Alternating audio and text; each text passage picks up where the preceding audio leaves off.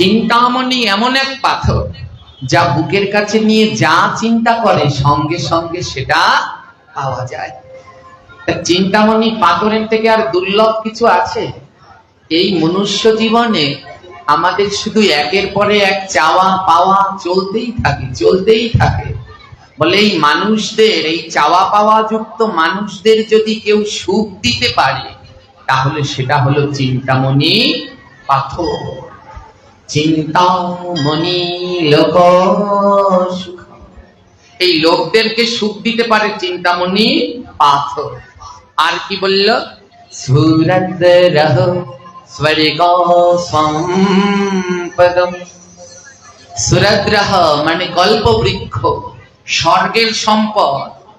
স্বর্গে একটি গাছ আছে, নাম তার কল্পবৃক্ষ। ওই গাছের কাছে যে গিয়ে যে যা চায় গাছ সঙ্গে সঙ্গে তার সেই ইচ্ছা পূর্ণ করে। বলে মানুষদের ইচ্ছা পূর্ণ করতে পারে চিন্তামণি, সব ইচ্ছা পূর্ণ করে দিতে পারে। আর দেবতাদের ইচ্ছা পূর্ণ করতে পারে কল্পবৃক্ষ। সাক্ষাৎ ভগবতী দুর্গা, তিনিও একবার শোকাহত হলেন। মহাদেব যখন তাকে ছেড়ে ধ্যানে চলে গেলেন, মা দুর্গার বড় একা একা লাগছে। তো মা দুর্গা কি করলেন? ওই কল্পবৃক্ষের কাছে গেলেন। মা দুর্গার কটা মেয়ে জানেন তো? কটা মেয়ে? দুটো মেয়ে, দুটো বলে ফেলেছে, লক্ষ্মী আর। এরা মা দুর্গার মেয়েই না, এরা মা দুর্গার বড় দুই দিদি হতে পারে। মা দুর্গার থেকে বয়সে বড় লক্ষ্মী, আর লক্ষ্মীর থেকে ও বৈদিক দেবতা হলেন সরস্বতী। মা দুর্গার 9টি মেয়ে আছে, তার ভিতরে প্রথম কন্যা। মা দুর্গা যখন শোক সন্তপ্ত কল্পবৃক্ষের কাছে গিয়ে বললেন, হে কল্পবৃক্ষ, আমার মনের ভিতরে বড় শোক, এই শোক নিবারণ করো। কল্পবৃক্ষ সঙ্গে সঙ্গে বুঝে নিলেন দুর্গার ভিতরে এই শোকটা কিসের না, একাকিত্বে। সঙ্গে সঙ্গে কল্পবৃক্ষ মা দুর্গাকে একটা কন্যা সন্তান দান করলেন, নেও। এই কন্যা সন্তানকে লালন পালন করলে তোমার একাকিত্ব ভাব দূর হবে। মা দুর্গার প্রথম সন্তান এবং প্রথম কন্যা সন্তান, এনার নাম হলো অশোক সুন্দরী।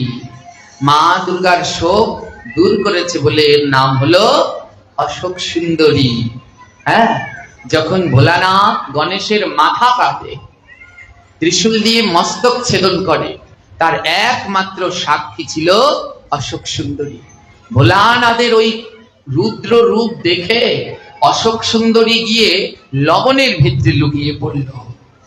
তাই অশোক সুন্দরী হলো রান্নার দেবী। যখনই রান্নায় লবণ দিতে হয় তখনই মা অশোক সুন্দরীর নাম নিতে হয়। আর অন্নপূর্ণা, অনেকে বলছেন অন্নপূর্ণা, তিনি হলেন পরিপূর্ণর দেবী। যখন কোনো কলসে চাল ঢালছেন বা কিছু পূর্ণ করছেন তখন অন্নপূর্ণার নাম নিতে হয়। তো স্বর্গের দেবতাদের যদি কেউ সুখ দিতে পারে সে কল্পবৃক্ষ। এই মানুষদের যদি কেউ সুখ দিতে পারে, চাওয়া পাওয়ার সুখ, তাহলে সে চিন্তামণি পাথর। আর পরের লাইনে কি বলল? প্রযচ্ছতি গুরু প্রেত বৈকুণ্ঠম যোগী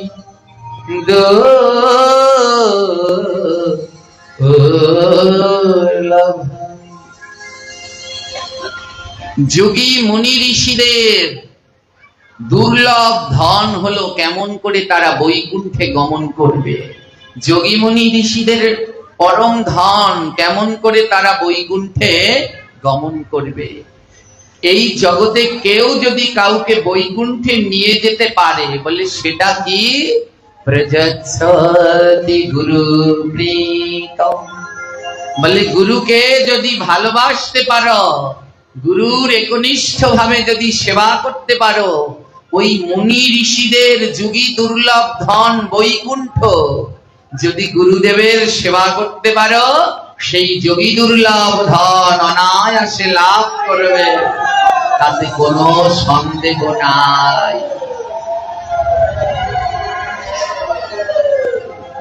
এই যোগী দুর্লভ ধন জগতে কেউ দিতে পারলে সে হলো শ্রী গুরুদেব। ওমা, কাল আসছে, কাল হলো গুরু পূর্ণিমা। হ্যাঁ, জগতের সকল গুরুকে শ্রদ্ধা জানানোর দিন হলো আসছে কালকে গুরু পূর্ণিমা বা ব্যাস পূর্ণিমা। হ্যাঁ, অপূর্ব এর মাহাত্ম্য না। এই দিন, এই গুরু পূর্ণিমা কি কালকের দিনটা হলো অত্যন্ত পবিত্র দিন। বছরে 365 দিন, এর ভিতরে 18টা দিন গোবিন্দের অত্যন্ত প্রিয়। জানো তো, 12 মাসের ভিতরে ভগবানের কয়টা মাস প্রিয়? 3টি মাস প্রিয়: মধুসূদন, মাধব, দামোদর, বৈশাখ, মাঘ, কার্তিক। আর 365 দিনের ভিতরে 18টা দিন প্রিয়। তার ভিতরে একটা হলো এই গুরু পূর্ণিমার দিন। আষাঢ় মাসের শুক্লপক্ষের এই পূর্ণিমাকেই বলা হয় গুরু পূর্ণিমা। এই দিনের বড় মাহাত্ম্য। কি মাহাত্ম্য না, এই দিনে জগৎ আলো করে ভগবানের সপ্তাবেশ অবতার আবির্ভূত হলেন স্বয়ং শ্রী কৃষ্ণ দ্বৈপায়ন বেদব্যাস। এই বেদব্যাস এ ভগবানেরই অংশ। হ্যাঁ, এ জগতে ভগবানের কথা হ্যাঁ সবাই জানে, কিন্তু কম বেশি। কিন্তু ভগবানের কথা, যেমন আমার কথা, আমার জীবনের কথা সব থেকে বেশি কে জানবো? আমি নিজে। সে অন্য সবাই নাও জানতে পারে। তাই ভগবানের কথা সব থেকে বেশি জানেন স্বয়ং ভগবান। তাই ভগবানের এক অংশ বেদব্যাস রূপে অবতীর্ণ হলেন সমস্ত শাস্ত্র গ্রন্থ রচনার জন্য। তাকে বলা হয়েছে আদি গুরু। না, ব্রহ্মার শিষ্য নারদ, আর নারদের শিষ্য হলেন বেদব্যাস। তার নাম অনুসারেই এই আসনকে বলা হয় ব্যাস আসন। হ্যাঁ, এই বেদব্যাস পরাশর মুনি এবং মৎস্যগন্ধার ঔরসে গর্ভে পরাশর মুনির ঔরসে এই অত্যন্ত শুভ দিন, এই আসছে কালকের গুরু পূর্ণিমার দিন অবতীর্ণ হলো। মৎস্যগন্ধা যখন পরাশর মুনিকে পার করে দিচ্ছেন, পরাশর মুনি মনে মনে ভাবছেন যে আজকের এই দিনটা বড় পবিত্র। আজ এই দিনে জগতে যে আবির্ভূত হবে সে অবশ্যই ভগবানের পরম পবিত্র মধুময় কথা জগৎ জীবের জন্য রেখে যাবে। হ্যাঁ, আগের সময়ে দাপর যুগ পর্যন্ত আমরা ভগবান, যারা দাপর যুগ পর্যন্ত এই ভগবানের কথা কোনো লেখা ছিল না, কোনো লিখিত দলিল ছিল না, তখন গ্রন্থ পাঠ হতো স্মৃতি এবং শ্রুতির মধ্যে দিয়ে। স্মৃতি মানে শুনে মাথায় রাখা, আর শ্রুতি মানে শোনা, আর স্মৃতি মানে রেখে দেয়া। বেদব্যাস ভগবানের সেই অবতার, যিনি ভাবলেন এই দাপরের শেষে কলিযুগ, আর কলিযুগে মানুষের এমন মেধা শক্তি থাকবে না যারা অহরহর শ্লোক বলতে পারবে, শুনে শুনে মনে রাখতে পারবে। সেই শক্তি কলিজীবের মানুষের মধ্যে থাকবে না। তাই বেদব্যাস কি করলেন? আমাদের সনাতন ধর্মে প্রায় সকল মূল গ্রন্থই রচনা করলেন। 18 পুরাণ, 18 উপপুরাণ, উপনিষদগণ, স্মৃতি শ্রুতি শাস্ত্র, বেদকে পাঠের সুবিধার জন্য 4 ভাগে বিভক্ত করলেন। তিনি যখন জন্মগ্রহণ করলেন তার গায়ের রং ছিল কালো, তার জন্য তার নাম হয়েছিল কৃষ্ণ। দ্বীপে জন্মগ্রহণ করেছে বলে হলো দ্বৈপায়ন, কৃষ্ণ দ্বৈপায়ন। আর বেদকে ভাগ করেছে বলে নাম হলো বেদ ব্যাস। কৃষ্ণ দ্বৈপায়ন বেদ ব্যাস। জগতের সকল গুরুর প্রতিনিধি হিসেবে রয়েছেন কৃষ্ণ চৈতন্য, কৃষ্ণ দ্বৈপায়ন বেদ ব্যাস। তাই আসছে কালকের দিন, অত্যন্ত শুভ দিন। এই দিনে কি করতে হয়? অবশ্যম্ভাবী ভাবে স্ব স্ব গুরুর পূজা, ব্যাস রূপে গুরু পূজা করা একান্ত কর্তব্য। কারো গৃহে যদি বেদব্যাসের চিত্রপট থাকে, সেই চিত্রপটে কাল পুজো দিতে পারেন। আপন আপন শ্রী গুরুদেবকে কালকের দিনে দুধ, দধি, ঘৃত, মধু, শর্করা এই পঞ্চামৃত দিয়ে অভিষেক করাতে হয়। তারপরে পুষ্প, মাল্য, চন্দনে গুরুদেবকে বরণ করতে হয়। গুরু বন্দনা, গুরু আরতি, গুরু অষ্টকম এগুলো পাঠ করতে হয়। আর কালকের দিনে যা যা করবেন, যদি পুণ্য করেন সেই পুণ্য অক্ষয় হয়ে থাকবে, অক্ষয় তৃতীয়ার মতো।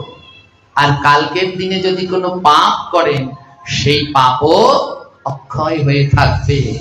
অত্যন্ত শুভ পরিপূর্ণ দিন এই গুরু পূর্ণিমা। জগতে কেউ যদি ভগবানকে চান, ভগবানকে কেউ যদি দিতে পারে, তাহলে সে হলো সাক্ষাৎ গুরুদেব। কি বললেন? গুরুর ব্রহ্মা গুরুর বিষ্ণু গুরুর্দেব মহেশ্বর গুরুরেব পরমা ব্রহ্ম তস্मै শ্রী গুরুবে নমঃ। আমরা সবাই উচ্চারণ করি গুরু ব্রহ্মা গুরু বিষ্ণু, উচ্চারণটা ভুল। ওখানে একটা রেপ আছে, উচ্চারণ হবে গুরুর ব্রহ্মা গুরুর বিষ্ণু গুরুর দেব মহেশ্বর।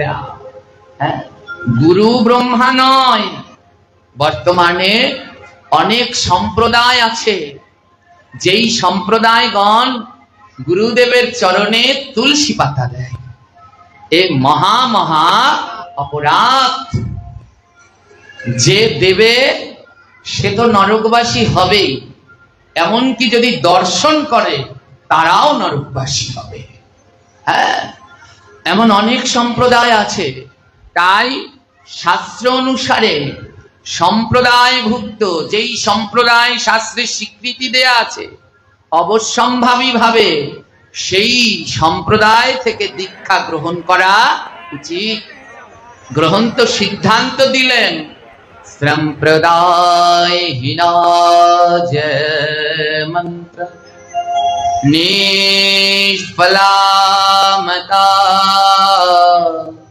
শ্রী ব্রহ্মা রুদ্র সনকাদি বৈষ্ণব ক্ষিতিপাবনম। সম্প্রদায়হীনা যে মন্ত্র রয়েছে, সেই মন্ত্র নিষ্ফলা হবে। সম্প্রদায়হীন যে মন্ত্র, সেই মন্ত্র নিষ্ফল। মহাপ্রভু চারটি সম্প্রদায়কে স্বীকৃতি দিলেন। কি কি স্বীকৃতি? শ্রী লক্ষ্মীর থেকে শ্রী সম্প্রদায়, ব্রহ্মার থেকে ব্রহ্মা সম্প্রদায়, রুদ্রর থেকে রুদ্র সম্প্রদায় এবং সনদাদি চতুষ্কুমার থেকে কুমার সম্প্রদায় বা সনক সম্প্রদায়। এই চারি সম্প্রদায়ের চারজন করে আচার্য। শ্রী সম্প্রদায়ের আচার্য রামানুজাচার্য, ব্রহ্ম সম্প্রদায়ের আচার্য মাধ্যাচার্য। এই সম্প্রদায় থেকে মহাপ্রভু দীক্ষা গ্রহণ করেছিলেন। তাই আমাদের গৌড়ীয় বৈষ্ণবদের সম্প্রদায়ের নাম হলো ব্রহ্ম মাধ্য গৌড়ীয় সম্প্রদায়। আমাদের আদি সম্প্রদায়হীনা মন্ত্র। যদি পরম্পরা ভুল থাকে, গুরু পরম্পরা না থাকে, ওই মন্ত্রে কোনো কাজ হবে না। তাই এই গুরু পরম্পরার আদিতে ব্রহ্মা এবং মাধ্যাচার্য বলে ব্রহ্মা মাধ্য, মহাপ্রভু এই সম্প্রদায়ের অন্তর্ভুক্ত বলে গৌরীয় ব্রহ্মা মাধ্য গৌরীয় সম্প্রদায়। হ্যাঁ, তাই সম্প্রদায়হীন যদি হয়ে মন্ত্র নেন তাহলে সেই মন্ত্রে কোনোদিন কাজ হয় না। জয়নি তাই তাই অনেক সম্প্রদায় এরা কি করছে, শাস্ত্রীয় কোন নিয়ম মানছে না। তারা বলে গুরু ব্রহ্মা গুরু বিষ্ণু, বিষ্ণু হয় বিষ্ণুর চরণে তুলসী দেয়া যাবে তো গুরুর চরণে দেয়া যাবে না কেন? এখন পর্যন্ত ওই শ্লোকটাই তো ঠিক করে বলতে পারলে না। ওটা গুরু ব্রহ্মা নয়, গুরুর ব্রহ্মা, গুরুদেবের সম্পদ ব্রহ্মা। গুরু বিষ্ণু নয়, গুরুর বিষ্ণু। গুরুদেবের সম্পদ হলো বিষ্ণু। বলে গুরু যদি চায় তাহলেই তোমাকে সেই সম্পদ বিষ্ণু দিতে পারে। গুরু যদি চায় তাহলে তোমায় সেই সম্পদ কৃষ্ণ দিতে পারে। গুরু বিনা অন্য কেউ নয়।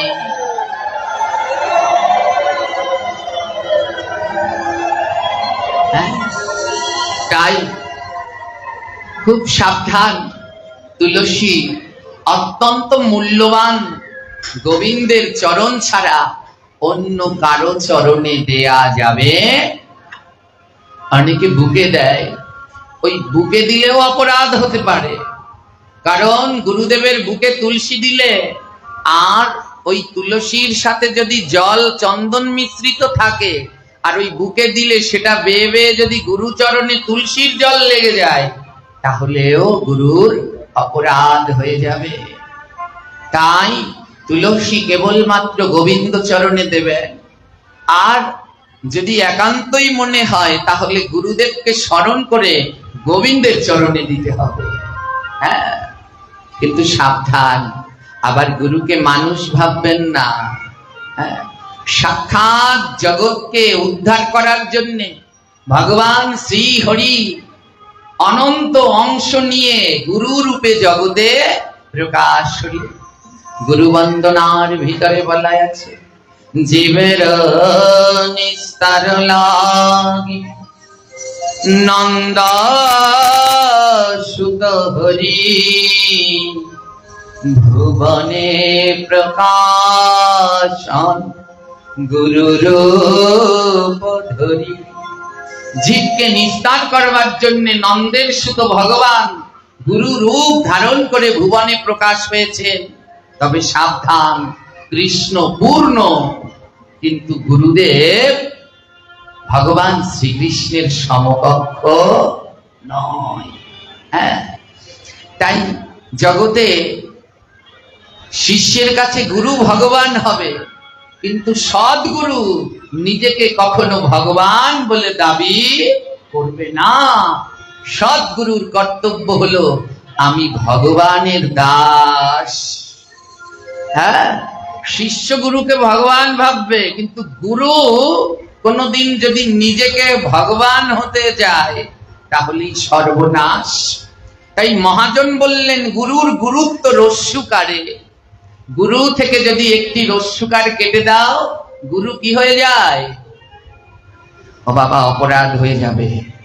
হ্যাঁ, ওই রস্যুকারটা এত গুরুত্ব। হ্যাঁ, তাই খুব সাবধান হতে হবে। এই জীবকে নিস্তার করবার জন্য আপনার আমার সকলের গুরুদেব এই জগতে অবতীর্ণ হলো, আমাদের পথ দেখিয়ে দিলেন। কোন পথে গেলে নিতাই গৌরকে পাওয়া যায়। গুরুর কাজ হলো পথ দেখানো। কোন পথে গেলে নিতাই গৌরকে পাওয়া যায় সেই পথ দেখানো। গুরুর কাজ এটা নয়। হ্যাঁ, কানে দেয় হিসফিস, বছর বছর চান্দা দিস। ওই কানে এসে কি একটা হিসফিস করে বলে গেল। কেউ জিজ্ঞেস করছে দীক্ষা নিয়েছো? ওই কালকে না পরশু আমি একজনকে জিজ্ঞেস করলাম, দীক্ষা নিয়েছো? বললে হ্যাঁ, কবে নিয়েছি? গুরু মহারাজের নাম কি? ও বাবা, অনেকদিন আগে নিয়েছি তো নাম মনে নাই। কেমন দীক্ষা নিলে যে গুরুর নামই মনে রাখতে পারলে না? এর জন্যে নারায়ণ চার প্রকার, অনিরুদ্ধ নারায়ণ, পদ্মনাভ নারায়ণ, শঙ্কর্ষণ নারায়ণ, বাসুদেব নারায়ণ। পদ্মনাভ নারায়ণ পদ্মের উপরে এমনি করে গালে হাত দিয়ে চোখ বন্ধ করে রয়েছে, দেখেছেন এই ছবিটা?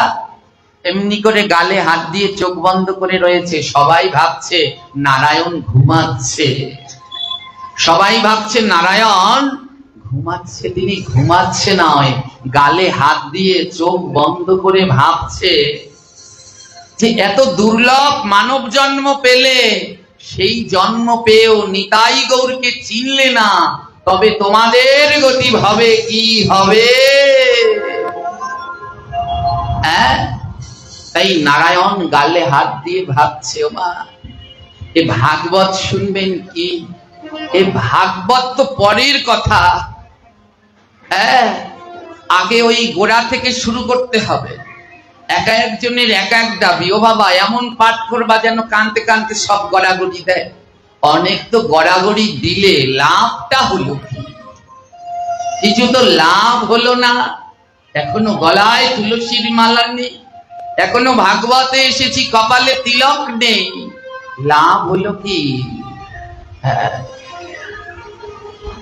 এখনো অনেক জায়গা আছে যেইখানের মানুষরা নিতাই গৌরকে চেনেই না।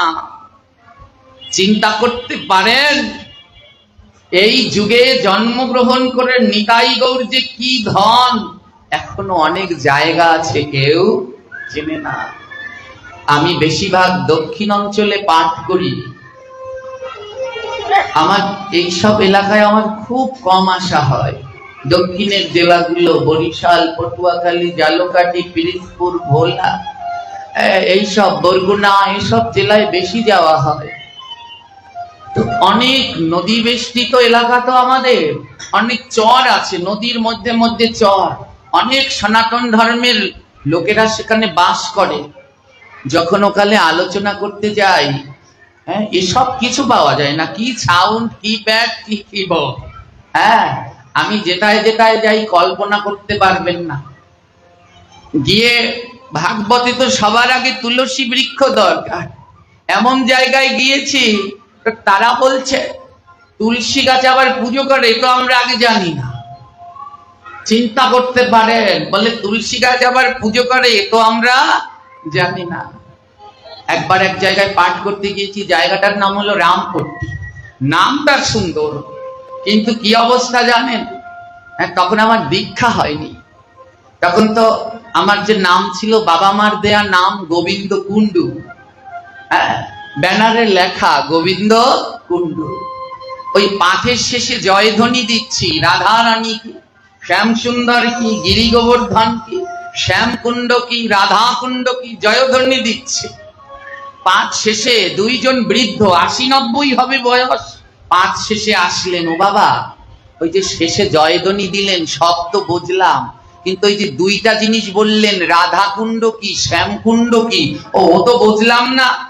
পাশের জন ওনাকে বলছে, তুমি এত বলো, শ্যাম কুণ্ড রাধা কুণ্ড বুঝো নাই?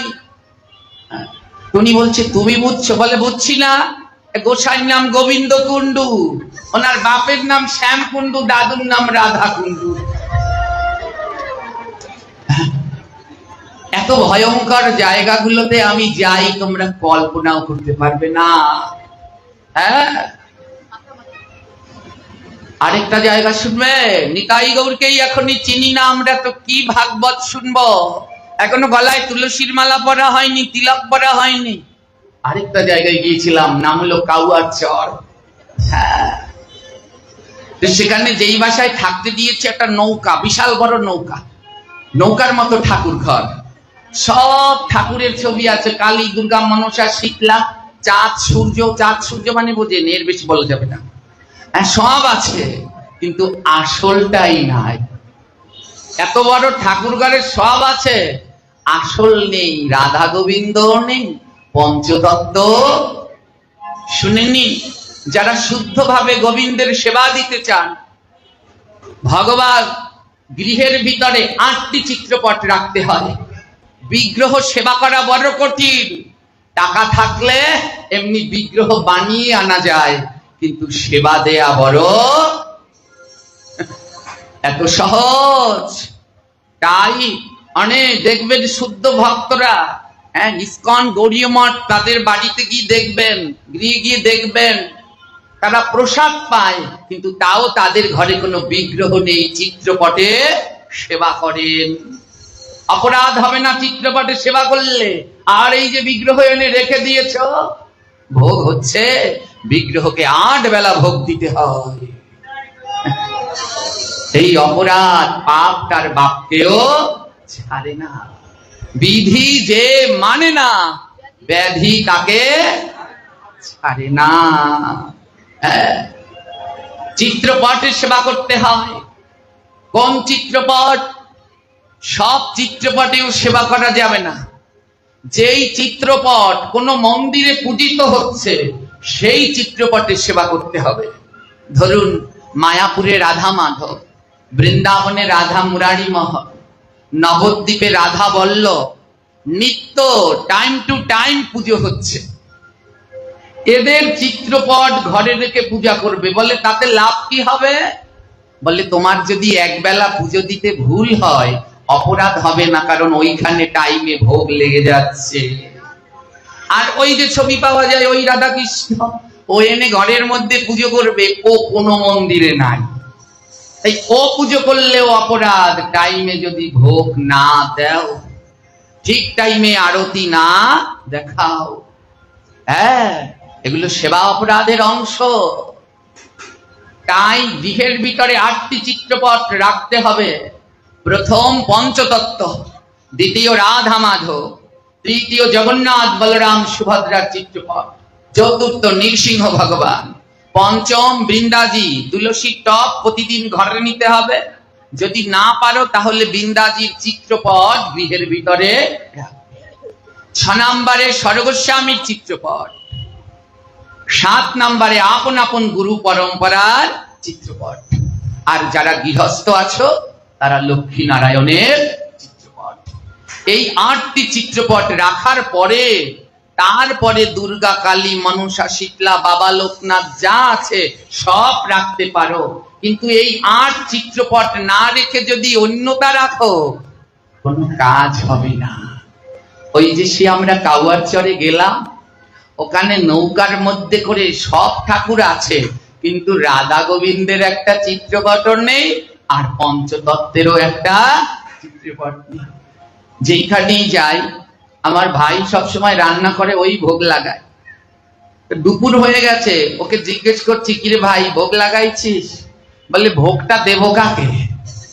ভোগটা দেবো কাকে আমায় বলো। কেন, কি হয়েছে? বলে দেখো ঠাকুর ঘরের অবস্থা, একটা রাধা কৃষ্ণের চিত্রপট নেই, আর একটা পঞ্চতত্ত্বের চিত্রপট। ওই ঘরের মাতাজিকে বলছি, ও মাতাজি, তোমাদের ঘরে পঞ্চতত্ত্বের ছবি নেই? ওমা বরিশালের ভাষা তো, আমি জিজ্ঞেস করছি পঞ্চতত্ত্বের ছবি নেই। মাতাজি বলছে হেডা আবার কি? হ্যাঁ, বলছি পঞ্চতত্ত্বের ছবি নেই বললে হেডা কি, মানে সেটা কি? হ্যাঁ, আমি বলছি ওই যে একটা ছবি থাকে না, 5 জন থাকে, 5 জন থাকে। ও হ্যাঁ, মাতাজি বলছে ও এইবার বুঝছি, ওই এক ফটোর মধ্যে 5 গো বেটা আতুসকাইয়ে দাঁড়াইয়ে রয়েছে, হ্যাঁ গো কথা ক। বলছি এক ফটোর মধ্যে 5 গো বেটা আতুসকাইয়ে দাঁড়াইয়ে রয়েছে, হ্যাঁ গো কথা ক মনু। আমি বলছি হ্যাঁ। শুনুন, আমাদের ওইদিকে সমস্ত বাংলাদেশে যদি কোনো কেউ প্রচার করে তবে সেই সংগঠন হলো ইসকন। একনিষ্ঠভাবে জীবের দাঁড়ে দাঁড়ে প্রচার করছে। হ্যাঁ, তো ওই মাতাজি বলছে হলো মুখের দিকে ইসকনের বেড়ারা আইছিল, আইয়ে একটু ফটো দিয়ে দিয়েছি, ও যে কি করে, ও বালিশের তলে ধুয়ে দিচ্ছি। তো বলছি কোন বালিশ? তো বলছে বাবা আপনি যেই বালিশে শোন ওইটা তলেই আছে। গিয়ে দেখি সত্যি সত্যি বিছনার নিচে রাখা পঞ্চতত্ত্বের। আপনাদের হাসি পাচ্ছে, কিন্তু আমার বড় কষ্ট হচ্ছে। এমন যুগে এলাম, সেই নিতাই গৌরকেও আমরা চিনতে পারলাম না। তো কি শুনবেন পরের কথা, আগে গৌরকে চেনাও, আগে নিতাইকে চেনাও, আগে গলায় গলায় তুলসীর মালা পরাও, আগে তিলক পরাও, জপমালা ধরাও, তারপরে ভাগবতে আসো, না হলে যে আশা বৃথা হয়ে যাবে গো। হ্যাঁ, আরেকটা জায়গা আছে, ওটার নাম হলো তুলাতলি, ওখানে পাঠ করতে গেলাম, তখন ওই সময় একটা গান বাইর হয়েছিল, মনে আছে কিনা জানি না, মাইয়া রে মাইয়া নাকি গান, মনে আছে? ওই গান এক এক সময় এক একটা গান বাইর হয়, তো ওই গানটা তখন বের হয়েছে, সবার মুখে মুখে ওই মাইয়া রে মাইয়া কি গান, সেই গান হচ্ছে। তো ওখানে পাঠের শেষে তো এই বাবাজিদেরকে তো পাই শুধু এই দিকে এলে, হ্যাঁ, আর ছাড় দিচ্ছে করে না, হ্যাঁ, এদেরকে ছাড়া এখন আর আমার পাঠ করতে সত্যি কেমন যেন ভালো লাগে না। হ্যাঁ, তো ওই দিকগুলোতে তো আর এমন আর্থিক অবস্থা সচ্ছল নয়, চর নদী, কোন কোন জায়গায় সাউন্ডও পাওয়া যায় না। হ্যাঁ, কিন্তু তারপরও আমি সেই সব জায়গায় যাই, আমার গুরুদেবের আদেশ। আমার শ্রী গুরুদেব একদিন আমায় বলেছেন, বাবা ভাগবত পাঠ করো ভালো কথা, কিন্তু যেইখানে সাধু আছে সেইখানে যেও না, যেইখানে অসাধু আছে সেইখানে যাও। তখন কথাটার অর্থ বুঝিনি, এখন বুঝতে পারি। যেখানে সাধু আছে বলে ওইখানে তো সাধুরাই উদ্ধার করবে, ওখানে তুমি গিয়ে কি করবে? যেইখানে সাধু নাই, যারা গৌর চেনে না, নিতাই চেনে না, যারা মালা পরে না, সেইখানে যাও, গৌরকে চেনাও, নিতাইকে চেনাও, গলায় গলায় তুলসীর মালা পরাও।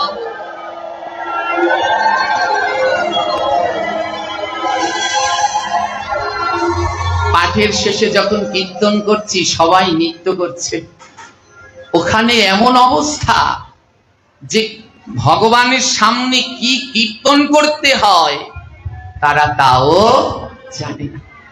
ছেলে মেয়েরা এসে জড়িয়ে ধরে বলছে, দাদা দাদা ওই মাইয়া রে মাইয়া গানটা গান, ওই গানে আমরা সবাই নাচি। তা আমি বলি, ভগবান আমায় কোথায় আনছো, ও গান আমি গাইবো কি করে? হ্যাঁ, তো কে শোনে কার কথা? আমি বলি, দেখো এ গানে সব জায়গায় ধর্মীয় অনুষ্ঠানের গান না, ও সব ওই বিয়ে বাড়ি ডিজে ডুজে গান, এসব এখানের নয়। কে শোনে? কেউ পা ধরে রয়েছে, না না ও মাইয়া রে মাইয়া গান গায়।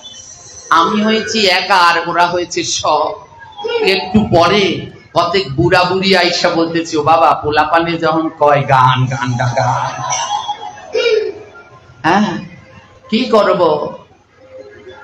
আমার এটা একটা গুণ নাকি আমি জানি না, আমি ঘন্টার পর ঘন্টা, হ্যাঁ, ছন্দে ছন্দে নিজের লেখা গান গাইতে পারি। আমি যত গান টান যেগুলো গাই প্রায়গুলোই আমার লেখা। হ্যাঁ, আর ঘন্টার পর ঘন্টা টানা আমি এরকম ছন্দে ছন্দে গেয়ে যাব।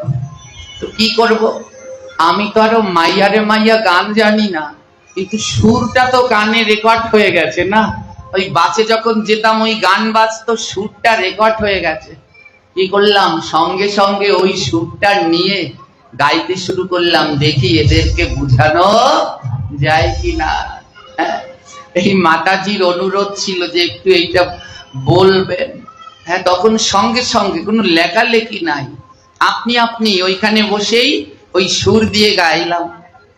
একটা সময় কৃষ্ণ তোরে ভালোবাসিতাম, গোলক ধামের পথে পথে ঘুরিয়া বেড়াইতাম। একটা সময় কৃষ্ণ তোরে ভালোবাসিতাম,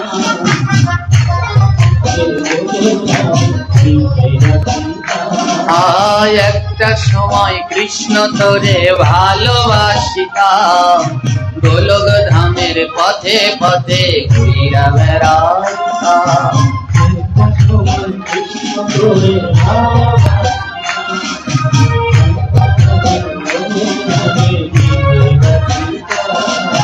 বুঝানোর চেষ্টা করলাম, আমরা এখানের বাসিন্দা নয়, এখানে আমরা বেড়াতে এসেছি। আমাদের আবার প্রভুর কাছে সেই গোলকে যেতে হবে। কোন যেন পাপ করেছিলাম, সেই পাপের ফলে এই পৃথিবীতে এসে কর্মফল ভোগ করছি। কোন পাপের ফলে আমি হেথায় আসিলাম,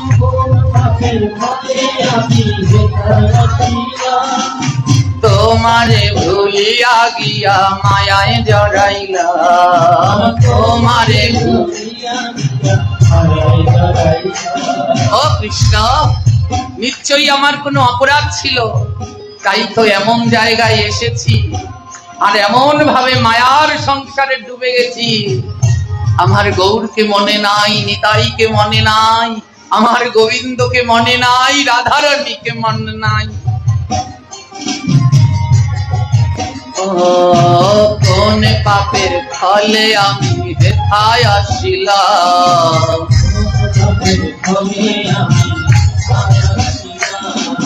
তোমারে ভুলিয়া গিয়া মায়ায় জড়াইলাম।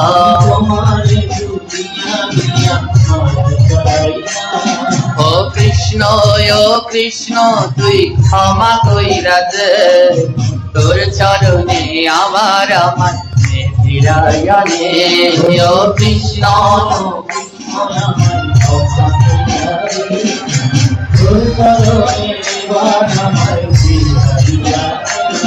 ও কৃষ্ণ, ও কৃষ্ণ, তুই ক্ষমা কইরা দে, তোর চরণে আবার আমায় ফিরাইয়া নে।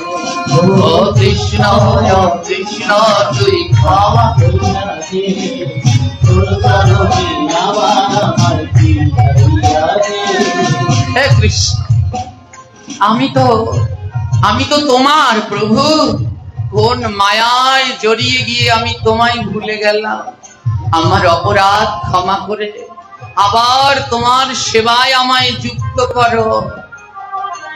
একটা সময় তোর জন্য ফুল তুলিতাম, সেই ফুল দিয়া আমি মালা গাঁথিতাম। একটা সময় তোর জন্য ফুল তুলিতাম, সেই ফুল দিয়া আমি মালা গাঁথিতাম। সব কিছু ভুলে গিয়ে বিষয় ডুবিলাম,